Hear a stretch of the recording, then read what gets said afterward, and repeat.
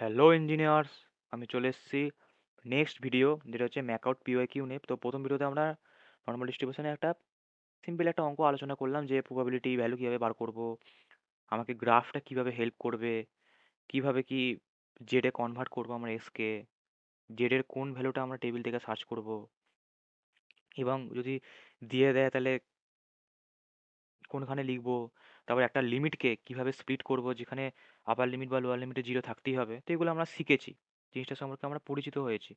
তো এই ভিডিওতে আমি আর ডিটেলসে যাব না, ওই একই প্রবাবিলিটি এখানেও বার করব গ্রাফ ইউজ করে। তো কেন করছি, কি করছি, এর ডিটেলসে আমি যাব না, আগের ভিডিওতে আমরা আলোচনা করেছি। জাস্ট আমি যে এক্সট্রা জিনিসটা বলার দরকার সেটা বলে দেবো। প্রবলেমটা দেখে নিই।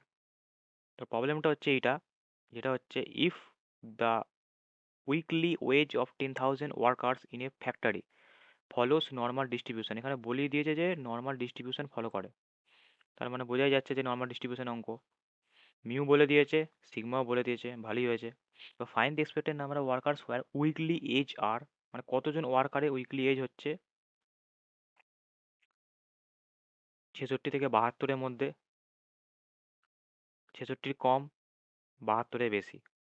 এবার এই প্রবলেমটা ওই পয়জন ডিস্ট্রিবিউশনে যেমন 10,000 প্যাকেটের প্রবলেম এবং বায়োনোমিয়ালের 729 টাইমসের প্রবলেমের সাথে সেম। কি করে সেম? কারণ আমাকে বলেছে 10,000 ওয়ার্কারের, আমাকে বলেছে 10,000 ওয়ার্কার। তো 10,000 ওয়ার্কারের আমি ধরে ধরে বার করব না, একটা ওয়ার্কারেরই এই প্রবাবিলিটিগুলো বার করব, নিয়ে 10,000 গুণ করে দেবো। একটা ওয়ার্কারের 66 থেকে 72-এর মধ্যে প্রবাবিলিটি বার করব, ওই প্রবাবিলিটির সাথে 10,000 গুণ করে দেবো। সেকেন্ড ডেটটাও তাই, থার্ড ডেটটাও তাই, প্রবাবিলিটিগুলো আগে বার করব একটা ওয়ার্কারের জন্য, নিয়ে 10,000 দিয়ে গুণ করে দেবো। যখনই এরকম টাইপের প্রবলেম থাকবে যে অনেক বড় ডিজিট, 10,000 ওয়ার্কার, 10,000 প্যাকেট, তখনই আগে সিঙ্গেল ওয়ার্কারের জন্য বার করবি, মানে normal PX less than 66 greater than 72, এরকমভাবে সিঙ্গেলটাকে বার করবি। তারপর ওটার সাথে ওই বড় ভ্যালুটা গুণ করে দিবি যখনই এরকম টাইপের প্রবলেম থাকবে, সে নর্মাল ডিস্ট্রিবিউশন হোক, পজিটিভ ডিস্ট্রিবিউশন হোক বা বাইনোমিয়াল ডিস্ট্রিবিউশন হোক। হলো? তাহলে আমরা মিউ জানি, সিগমা জানি। এই 1, 2, 3, আর এই ভিডিওটা আমি দুটো পার্টে করব, পার্ট 1, পার্ট 2। তো পার্ট 1-এ আমি 1 নম্বরটা করব, অথবা 2 নম্বরটা করতে পারি, আর পার্ট 3-তে 3-এরটা করব। 2 আর 3 আমি পার্ট 2-তে করব, পার্ট 1টা আমি 1 নম্বরে, মানে 1 নম্বরটা আমি পার্ট 1, আর পার্ট 2-তে আমি 2 আর 3-এরটা করে দেখাবো। এবং এই যে একটা লেখা লেখা আছে, এটা কি লেখা আছে, কি বলতে চাইছে, সেটাও আমি পার্ট 1-এ ডিটেলসে আলোচনা করে দেবো। পার্ট 2, পার্ট 2টা তোরা এমনি বুঝে যাবি। পার্ট 1-এ আমি ডিটেলসে আলোচনা করে দেবো যে এই সেকেন্ড প্যাকেটের মধ্যে লেখাটা কি বলতে চাইছে। তো পার্ট 2-তে যে 2 আর 3 আমি সলভ করাবো, সেটা তোরা নিজে থেকেই বুঝতে পারবি। তাহলে শুরু করা যাক। তাহলে আমাদের কি কি ভ্যালু গিভেন আছে?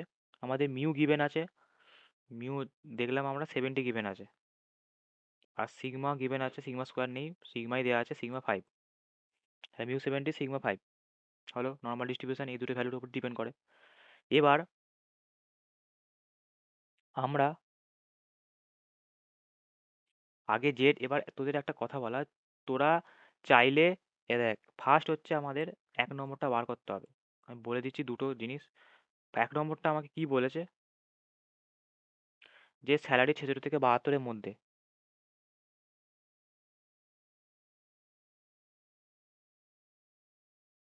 যে স্যালারি ইন বিটুইন 66 টু 72,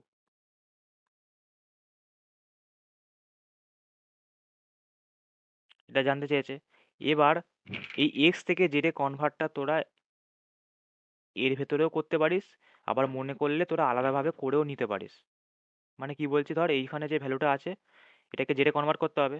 তো এই ইকুয়েশনের মধ্যেই তোরা ওই এক্স থেকে মিউ বাদ দিলি, 66 থেকে মিউ বাদ দিলি, বা 72 থেকে মিউ বাদ দিলি, আবার সিগমা দিয়ে ভাগ করলে, এইভাবেও করতে পারিস। আবার তোরা মনে করলে আলাদাভাবে করেও নিতে পারিস। মানে হচ্ছে আলাদাভাবে করে নেওয়া বলতে কিছুই না, আলাদাভাবে করে নেওয়া বলতে এই যে 66, 72 এগুলো তোরা আলাদাভাবেও করে নিতে পারিস। মানে আলাদাভাবে রাফে তোরা করে নিতে পারিস, রাফে নয়, মানে প্রবলেমই তোরা করে নিতে পারিস বা এখানে একেবারে ক্যালকুলেট করতে পারিস। তো আমি বলবো এখানেই করে নেওয়া, আলাদা করে আর করার দরকার নেই। এমন কিছু সময় সাপেক্ষ ব্যাপার তো নয়। ফার্স্ট হচ্ছে মিউ থেকে বাদ দিতে হবে, মানে ফার্স্ট হচ্ছে মিউ বাদ দিতে হবে, 67 - 70 একেবারে করবি, স্টেপ বাই স্টেপ করার দরকার নেই। একই ব্যাপার, ফার্স্টে মিউ বাদ দেবো, সিগমা দিয়ে ভাগ করব, হয়ে গেল। এক্স এর ক্ষেত্রেও তাই, সবার ক্ষেত্রেই করতে হবে, যা লেখা আছে ওটা সবার ক্ষেত্রেই প্রযোজ্য। করলাম, আবার 72-এর সাথেও সেম জিনিস করলাম, সবার সাথেই সেম জিনিস হবে, মিউ দিয়ে বিয়োগ হবে, সিগমা দিয়ে ভাগ হবে, হলো। তাহলে এবার আমরা শর্টে একটা, মানে এবার আমরা সিম্পলিফাই করবো। 66 - 70 কত হয়? -4।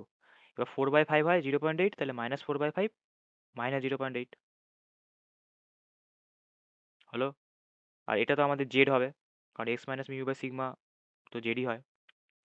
আর 72 - 70 হচ্ছে 2, তো 2/5 হচ্ছে আমাদের 0.4, এটা পজিটিভই হবে।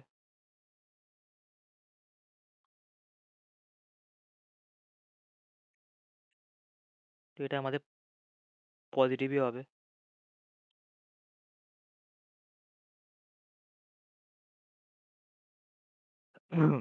হলো। এবার আমি বারবারই বলেছি যে এরকম টাইপের যখনই জিনিসটা আসবে, তখন কিন্তু এখান থেকে তোরা ভ্যালু বার করতে পারবি না। তোদের আপার লিমিট বা লোয়ার লিমিটে জিরো আনতেই হবে। মানে তোদের যখনই এরকম একটা ডিস্ট্রিবিউশন চলে আসবে, মানে এরকম একটা কনফিগারেশন চলে আসবে, তোদেরকে এটাকে এমনভাবে স্প্লিট করতে হবে যাতে আপার লিমিট বা লোয়ার লিমিট কোথাও না কোথাও জিরো থাকেই।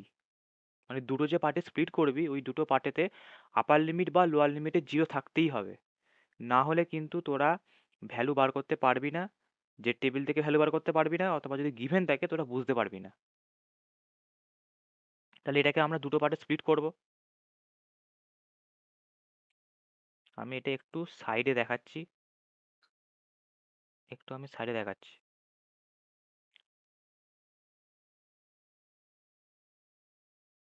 এটা আমি একটু সাইডে সরিয়ে দিচ্ছি, এই যে, কারণ আমি গ্রাফটা দেখাবো তো, সেই কারণে। হলো। এবার এটাকে আমরা দুটো পার্টে স্প্লিট করব। পি ফার্স্ট পার্ট হচ্ছে -0.8 থেকে 0.4, আমরা আগে এঁকে নিই, আমাদের ফার্স্ট কাজই হচ্ছে গ্রাফটাকে এঁকে নেওয়া। গ্রাফ যদি তোরা এঁকে নিস তাহলে তোরা নিজেরাই বুঝতে পারবি যে লিমিটটাকে, মানে তোরা যদি গ্রাফটা এঁকে নিস তোরা নিজেরাই বুঝতে পারবি যে এই রেঞ্জটাকে কি করে আমরা ভাঙবো। তোরা নিজেরাই বুঝতে পারবি, যদি তোরা গ্রাফটাকে এঁকে নিস তাহলে তোরা নিজেরাই বুঝতে পারবি যে এই রেঞ্জটাকে কি করে স্প্লিট করব, যাতে দুটো রেঞ্জেই, মানে স্প্লিট করার পর যে দুটো রেঞ্জ হবে ওই দুটো রেঞ্জেই আপার লিমিট বা লোয়ার লিমিটে জিরো আসে। তো যদি গ্রাফটা আঁকিস নিজেরাই বুঝতে পারবি। এটা হচ্ছে আমাদের গ্রাফ স্ট্যান্ডার্ড নর্মাল ডিস্ট্রিবিউশনে। বলেছে -0.8 থেকে 0.4, তাহলে -0.8 মানে একটুখানি জিরো থেকে দূরে। এটা হচ্ছে -0.8, আর 0.4 হচ্ছে একটু জিরোর কাছাকাছি এরিয়া, +0.4 যেটা। তাহলে আশা করি দুটো পয়েন্ট বুঝতে পারা গেল। এবার -0.8 থেকে 0.4 অবধি আমাকে বার করতে দিয়েছে, মানে এই এরিয়াটা, এইটা একটা এরিয়া। আমি দুটো দাগ দিয়ে দেখানোর কারণ আছে, কারণ যখন স্প্লিট করব তখন তো তোরা বুঝতে পারবি। এই যে, মানে ওভারঅল যে হিজিবিজি করা জায়গাটা, সেটাই হচ্ছে আমাদের বার করতে হবে, যে জেটের ভ্যালু এই হিজিবিজি জায়গার মধ্যে থাকবে, এর প্রবাবিলিটি কত। এবার আমি তো দুটো জায়গা দুরকমভাবে সেট করলাম। এবার তোরা দেখ নিজেরাই বুঝতে পারবি যে -0.8 থেকে 0.4 রেঞ্জটাকে দুটো পার্টে যে স্প্লিট করতে হবে, যেখানে আপার লিমিট বা লোয়ার লিমিটে জিরো থাকতেই হবে, মানে জিরো অবধি যাবি অথবা জিরো থেকে বেরোবি। তাহলে ফার্স্ট রেঞ্জ স্প্লিট করলাম, যেখানে আপার লিমিট বা লোয়ার লিমিট যে কোনো একটা জায়গায় জিরো থাকতে হবে। ফার্স্ট হচ্ছে -0.8 থেকে আমরা 0.4-এর দিকে যাব।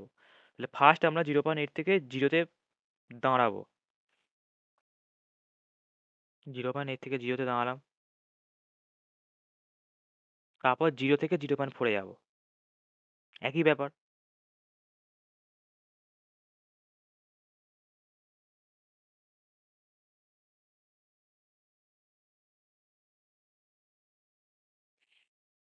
তাহলে বোঝা গেল,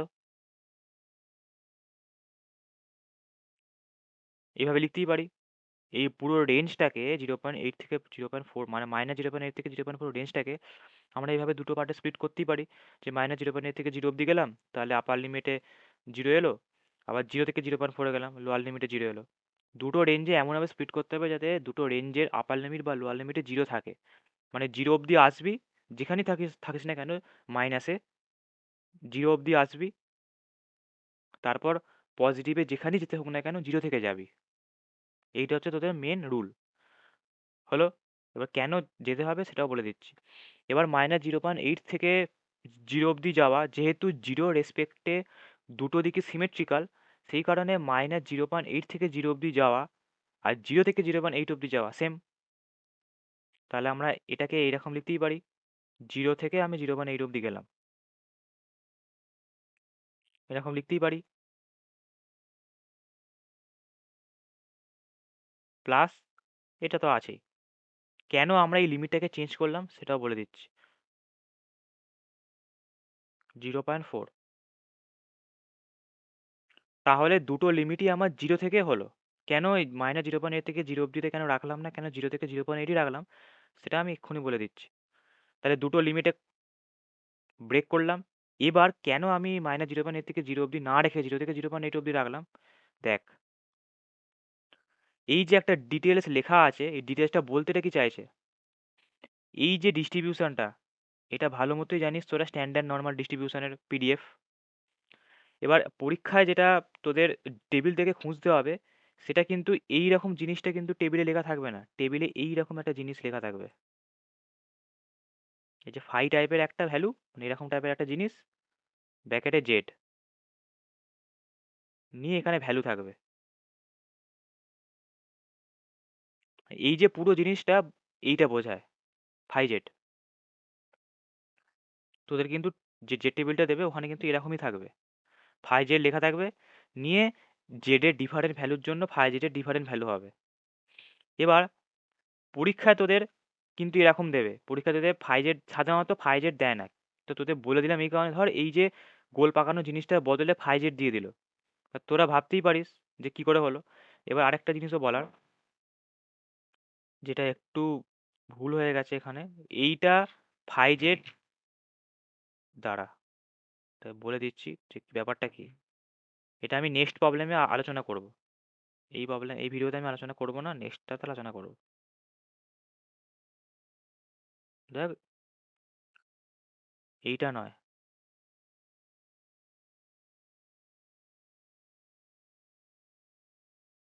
এই যে গোল পাকানো জিনিসটা আমি দেখাচ্ছি, গোল পাকানো জিনিসটা বলতে এটা কি চাইছে, এই একটা ভ্যালু দেওয়া আছে, এই যে এইটা হচ্ছে আমাদের পিডিএফ, তোদের কি কাজে লাগবে এই ডেটাটা, এখানে তোরা দেখতে পাচ্ছিস যে ধর এটাই বলছি, এটা বলছি, আচ্ছা এটাই বলছি, এ দেখ, -0.8 থেকে 0 অব্দি রেঞ্জটাকে আমরা চেঞ্জ করে 0 থেকে 0.8 অব্দি কেন করলাম, এখানে দেখ ভ্যালুটা 0 থেকে জেড অব্দি ইন্ডিকেট করেছে, মানে 0 থেকে জেড অব্দি ইন্ডিকেট করেছে, জেড এর ভ্যালু যা খুশি হতে পারে আমরা জানি না, কিন্তু 0 থেকে জেড অব্দি ইন্ডিকেট করেছে। তো তার দুটো ভ্যালু আছে, একটা হচ্ছে এইটা, একটা হচ্ছে এইটা। এবার কখন এটা বসাবো কখন এটা বসাবো সেটাও লিখে দেওয়া আছে, যখন 0.4 তখন এটা, যখন 0.8 তখন এটা। মানে এই জেডের ভ্যালু যখন 0.4, মানে 0 থেকে 0.4 অব্দি যখন ইন্ডিকেট করবো তখন ফার্স্ট ভ্যালুটা পাবো, আর জেডের ভ্যালু যখন 0.8, মানে 0 থেকে 0.8 অব্দি যখন ইন্ডিকেট করবো তখন আমরা সেকেন্ড ভ্যালুটা পাবো। তাহলে বুঝতে পারলাম।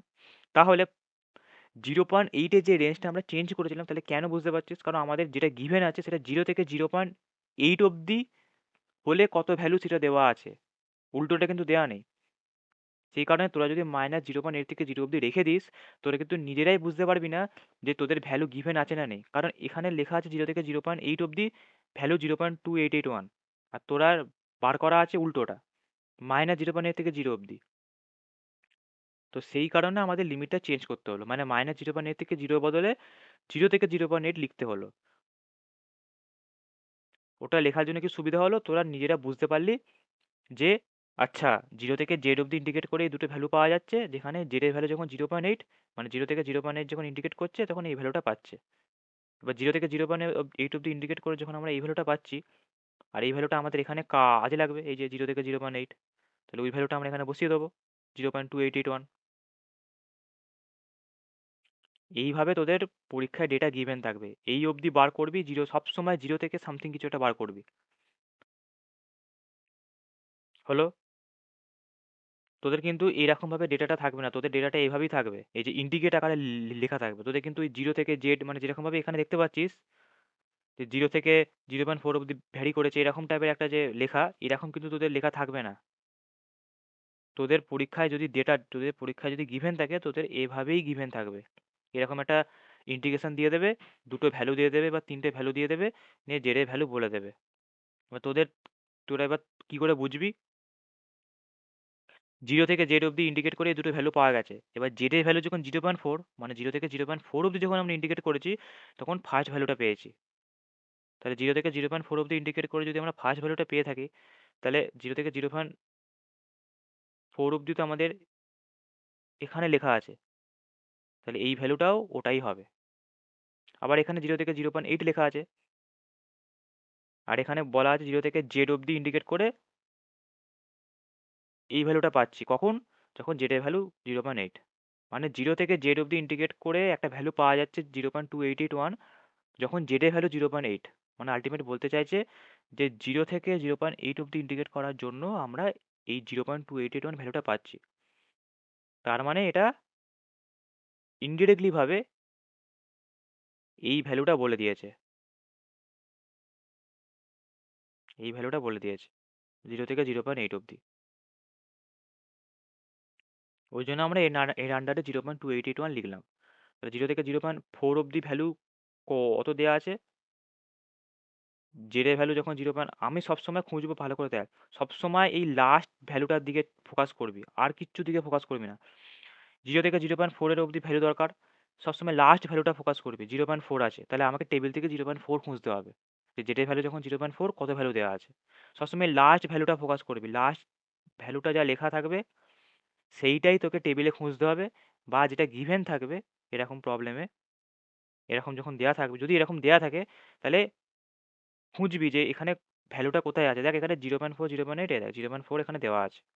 সবসময় ওই লাস্ট ভ্যালুটা খুঁজবি, যদি গিভেন না থাকে তাহলে টেবিল থেকে খুঁজবি, যদি গিভেন থাকে তাহলে এখান থেকে খুঁজবি, যে জেডের যে ভ্যালুগুলো দেওয়া আছে 0.4 দিকে তো আছে কি না, এই তো আছে। এবার 0.4 যেহেতু ফার্স্টে গিভেন আছে, তাই প্রথম যে ভ্যালুটা সেটাই 0.4-এর, সেটা বসিয়ে দেবো 0.1554, 0.1554। তাহলে বোঝা গেল? তাহলে এবার তাহলে সিম্পল দুটো যোগ করে দেবো, যোগ করে কত আসছে, 0.4435।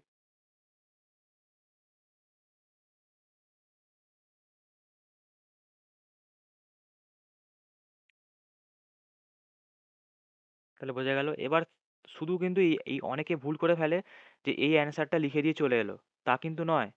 তোকে জিজ্ঞেস করেছে নাম্বার অফ ওয়ার্কার্স, তো এটা তো একটা প্রবাবিলিটি বেরোলো একটা ওয়ার্কারের, তাহলে আমার তো 10,000 ওয়ার্কার আছে, তাহলে মনে করে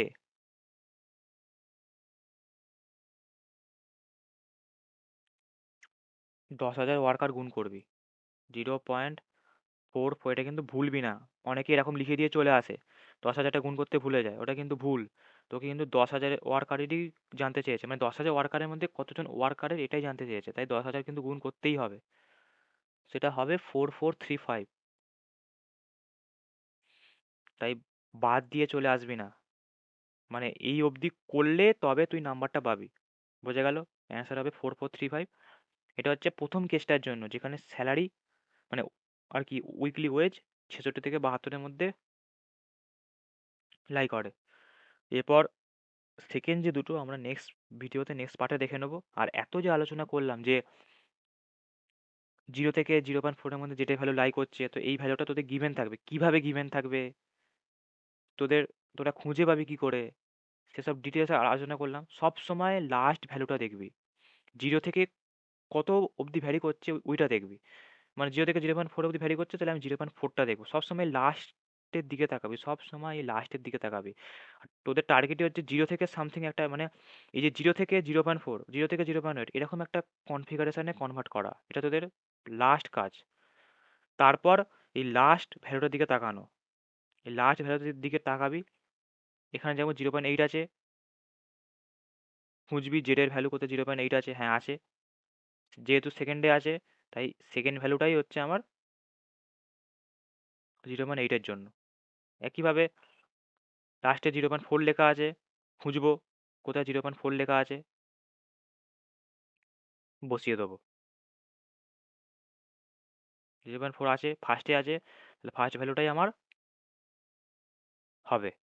এবার এই যে আমি বলছি যে জেডের ভ্যালুটা খুঁজবি, ফার্স্টে 0.4 আছে, পেয়ে গেলি খুঁজে, তাহলে ফার্স্ট ভ্যালুটাই হচ্ছে, মানে 0.1554টাই হচ্ছে আমার 0.4 এর ভ্যালু। তো এইটা ততক্ষণ অবধিই ভ্যালিড যদি 0 থেকে জেড এর ভ্যালু এরকম দেওয়া থাকে। মানে যদি কোশ্চেনে গিভেনে এই ইন্টিগ্রেশনে গিভেন দ্যাটের পর ইন্টিগ্রেশনে যদি 0 থেকে শুরু হয়, তাহলেই তোরা চোখ বুজে এই ভ্যালুগুলো লিখতে পারবি। যদি 0 থেকে শুরু হয়, 0 থেকে শুরু বলেই আমি 0.4টা খুঁজে পেলাম, প্রথমে আছে, তাহলে প্রথম ভ্যালুটা 0.4 এর জন্য ছপ করে বসিয়ে দিলাম, কিছু না ভেবে। সেটা শুধুমাত্র 0 থেকে শুরু হয়েছে তাই। যদি 0 থেকে শুরু না হয়, তাহলে কিন্তু চোখ বুজে 0.1554ও 0.4 এর জন্য বসাতে পারবি না, 0.288 0.8 এর জন্য বসাতে পারবি না। তখন একটা ছোট্ট চেঞ্জ করে তারপর বসাতে পারবি। আর তখন একটা ট্রিক মনে রাখার, সেটাও আমি নেক্সট ভিডিওতে বলবো। নেক্সট প্রবলেম যখন করাবো, মানে এই ভিডিও নেক্সট পার্টে নয়, নেক্সট প্রবলেম যখন করাবো ওই ভিডিওতে আমি ট্রিকটাও বলে দেবো যে চিনবি কি করে যে আমাকে একটা ছোট্ট কারসাজি করতে হবে, আমি ডিরেক্ট বসাতে পারবো না। সেটা ওই ভিডিওতেই বলে দেবো যে কখন তোরা বুঝতে পারবি যে আমাকে এখানে ডিরেক্ট বসালে, মানে কখন বুঝতে পারবি যে ভ্যালুগুলো ডিরেক্ট আমি বসাতে পারবো না, একটু কারসাজি করতে হবে। সেটা ওই নেক্সট প্রবলেমের ভিডিওতেই বলে দেবো। তাহলে আশা করি বোঝা গেছে। এরপরে নেক্সট পার্টে আমি বাকি দুটো করাবো, এত ডিটেলসে যাবো না, আমি ডিরেক্ট বসিয়ে দেবো। তো বোঝা গেল, bye bye. If I make you crazy, just take it easy.